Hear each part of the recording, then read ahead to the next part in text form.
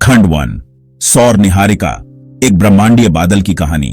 यह कहानी है उस रहस्यमय बादल की जिससे हमारा सौर मंडल जन्मा। कल्पना कीजिए, अरबों साल पहले जब अंतरिक्ष में सिर्फ अंधकार और अनगिनत गैसों के बादल थे। लगभग 4.6 अरब साल पहले हमारा सौर मंडल एक विशाल घूमता हुआ गैस और धूल का बादल था, सौर निहारिका। यह बादल आकारहीन था, लेकिन इसके भीतर छुपी थी अनगिनत संभावनाएं, जिनसे आगे चलकर ग्रह, चंद्रमा और सूरज बने। यह बादल मुख्य रूप से हाइड्रोजन और हीलियम से बना था, जिसमें चट्टानों और बर्फ के छोटे कण भी थे। इन छोटे छोटे कणों ने मिलकर आगे चलकर बड़े पिंडों का रूप लिया। पास के एक सुपरनोवा विस्फोट ने इस बादल को जन्म दिया। जब कोई विशाल तारा अपने जीवन के अंत में फटता है, तो वह अपने आसपास के अंतरिक्ष में भारी तत्व और ऊर्जा फैला देता है। गुरुत्वाकर्षण ने बादल के कणों को केंद्र में खींचना शुरू किया, जिससे दबाव और तापमान बढ़ा। धीरे धीरे यह बादल सिकुड़ता गया और उसके केंद्र में ऊर्जा का भंडार जमा होने लगा। केंद्र में सूरज का जन्म हुआ, एक धधकता हुआ आग का गोला। यह नवजात सूरज धीरे धीरे और भी चमकदार और शक्तिशाली बनता गया। सूरज के चारों ओर गैस और धूल की एक चपटी डिस्क घूम रही थी, जिसे प्रोटोप्लेनेटरी डिस्क कहते हैं। यह डिस्क सौर मंडल के निर्माण की कार्यशाला थी। इसी डिस्क में ग्रह बनने की सारी सामग्री थी। यह एक ब्रह्मांडीय रसोई थी, जहां से हर ग्रह, हर चंद्रमा और हर उल्का पिंड की शुरुआत हुई। सूरज के पास का इलाका बहुत गर्म था, जहां सिर्फ भारी तत्व टिक सके। यहां से पृथ्वी, मंगल, शुक्र और बुध जैसे पथरीले ग्रह बने। दूर का इलाका ठंडा था, जहां बर्फ और गैसें जमा रहीं। यहां से बृहस्पति, शनि, यूरेनस और नेपच्यून जैसे गैसीय और बर्फीले ग्रह बने। यही तापमान का अंतर तय करता है कि कौन सा ग्रह कहां और कैसा बनेगा। यहीं से धरती की कहानी शुरू होती है। इस ब्रह्मांडीय बादल की यात्रा ने हमारे सौरमंडल को आकार दिया और इसी से जीवन की संभावना भी जन्मी। खंड 2 ग्रहों का जन्म, धूल के कणों से विशाल दुनिया तक। यह कहानी है उन सूक्ष्म कणों की जो ब्रह्मांड के विशाल विस्तार में तैरते हुए एक अद्भुत यात्रा पर निकल पड़े।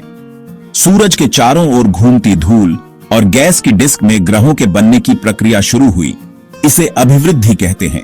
इस डिस्क में अनगिनत कण, गैस और बर्फ के छोटे टुकड़े गुरुत्वाकर्षण के प्रभाव में धीरे धीरे एक दूसरे की ओर आकर्षित होने लगे। छोटे छोटे कण आपस में टकराकर बड़े गुच्छे बनाते गए, जैसे कमरे में उड़ती धूल धीरे धीरे इकट्ठा हो जाती है। हर टक्कर के साथ ये कण और मजबूत होते गए और उनका आकार बढ़ता गया। ये कण रेत से कंकड़, फिर पत्थर और आखिरकार चट्टानों में बदल गए। यह प्रक्रिया लाखों सालों तक चलती रही, जिसमें हर कण ने अपनी भूमिका निभाई। जब ये चट्टानें कई किलोमीटर बड़ी हो गईं, तो उन्हें प्लेनेटेसिमल्स कहा गया, ग्रहों के बिल्डिंग ब्लॉक्स। ये प्लेनेटेसिमल्स अंतरिक्ष में तैरते हुए एक दूसरे से टकराते और जुड़ते रहे। इन प्लेनेटेसिमल्स ने और कणों को अपनी ओर खींचा, जैसे स्नोबॉल पहाड़ से लुढ़कते हुए बढ़ती जाती है। हर बार जब कोई नया कण जुड़ता, प्लेनेटेसिमल्स और विशाल हो जाते। लाखों प्लेनेटेसिमल्स टकराते, जुड़ते या टूटते रहे, केवल सबसे बड़े और मजबूत टिके। यह एक विशाल ब्रह्मांडीय प्रतियोगिता थी, जिसमें केवल कुछ ही आगे बढ़ पाए। कुछ प्लेनेटेसिमल्स इतने बड़े हो गए कि वे प्रोटोप्लेनेट बन गए, ग्रहों के शुरुआती रूप। इन प्रोटोप्लेनेट्स ने अपने आसपास के क्षेत्र को साफ करना शुरू कर दिया। हमारी युवा धरती भी इन्हीं में से एक थी, जो अपने पड़ोस के मलबे को साफ कर रही थी। धीरे धीरे वह आकार और द्रव्यमान में बढ़ती गई। सूरज के पास चट्टानी ग्रह बने, दूर गैस के विशाल ग्रह। हर जगह की परिस्थितियां अलग थीं। तापमान, दूरी और सामग्री के अनुसार हर ग्रह की कहानी अलग थी। इस तरह धूल के कणों से शुरू हुई यात्रा ने धरती को आकार देना शुरू किया। अनगिनत टक्करों, जुड़ावों और परिवर्तनों के बाद हमारी पृथ्वी अस्तित्व में आई, एक अद्भुत ग्रह जो आज जीवन से भरा है। खंड 3 आग का गोला, हमारी युवा धरती का रूप। अरबों साल पहले जब हमारा सौर मंडल नया नया बना था, धरती का रूप आज से बिल्कुल अलग था। यह एक बेहद गर्म, चमकता हुआ गोला थी, जिसकी सतह पर जीवन की कोई संभावना नहीं थी। धरती का शुरुआती रूप एक धधकता हुआ, पिघला हुआ आग का गोला था। सतह पर लावा के महासागर बहते थे। हर तरफ सिर्फ आग, धुआं और पिघली चट्टानें थीं, और तापमान इतना अधिक था कि कोई भी ठोस चीज टिक नहीं सकती थी। यह गर्मी 3 वजहों से थी। लगातार टक्करें, बढ़ता दबाव और रेडियोधर्मी तत्वों का क्षय। अंतरिक्ष से गिरते उल्कापिंड, धरती के भीतर बढ़ता दबाव और गहराई में छिपे रेडियोधर्मी तत्वों की ऊर्जा, इन सब ने मिलकर धरती को एक विशाल भट्ठी बना दिया था। हर टक्कर धरती को और गर्म करती थी, जैसे हाथ रगड़ने से गर्मी आती है। इन टक्करों से धरती की सतह बार बार पिघलती और फिर से जमती थी, जिससे उसका रूप लगातार बदलता रहा। भारी तत्व लोहा, निकल केंद्र में डूब गए और कोर बना। यह प्रक्रिया इतनी तीव्र थी कि धरती के भीतर गहराई तक बदलाव हो रहे थे। हल्के सिलिकेट ऊपर आ गए और क्रस्ट मेंटल बने। धीरे धीरे धरती की सतह पर हल्के तत्वों की परत जमने लगी, जिससे उसका बाहरी रूप बदलने लगा। इस ग्रही विभेदन ने धरती की आंतरिक परतें बनाई, कोर, मेंटल और क्रस्ट। इन तीन मुख्य परतों का निर्माण इसी समय हुआ, जिसने धरती को एक अनूठा ग्रह बना दिया। लाखों सालों में धरती की सतह ठंडी होने लगी और पतली ठोस क्रस्ट बनने लगी। यह प्रक्रिया बहुत धीमी थी, लेकिन इसी से धरती पर आगे चलकर जीवन के लिए जरूरी आधार तैयार हुआ। लेकिन यह परत अस्थिर थी। नीचे का लावा बार बार बाहर निकलता, ज्वालामुखी फटते। हर विस्फोट धरती की सतह को नया आकार देता और वातावरण में गैसें छोड़ता। यह उथल पुथल भरा दौर था, लेकिन इसी से जीवन के लिए जरूरी मंच तैयार हुआ। ज्वालामुखियों से निकली गैसों और लगातार बदलती सतह ने धरती को धीरे धीरे रहने लायक बनाया।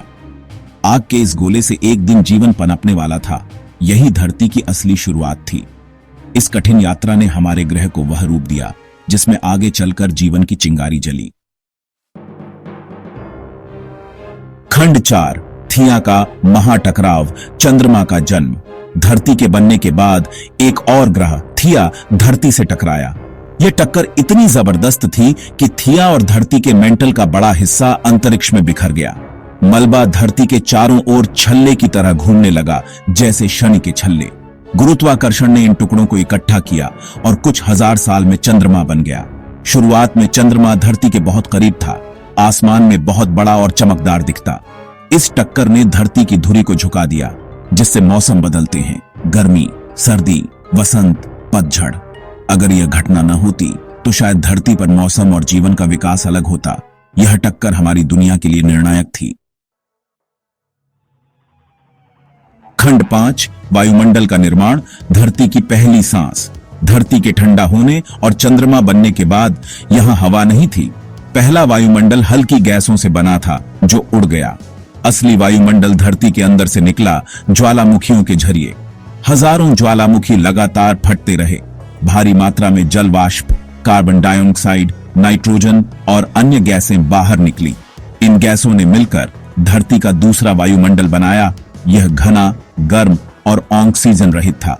कार्बन डाइऑक्साइड ने ग्रीन हाउस गैस की तरह काम किया, धरती को गर्म रखा, वरना वह बर्फीली हो जाती। यह वायुमंडल सूरज की हानिकारक किरणों और उल्कापिंडों से भी रक्षा करता था।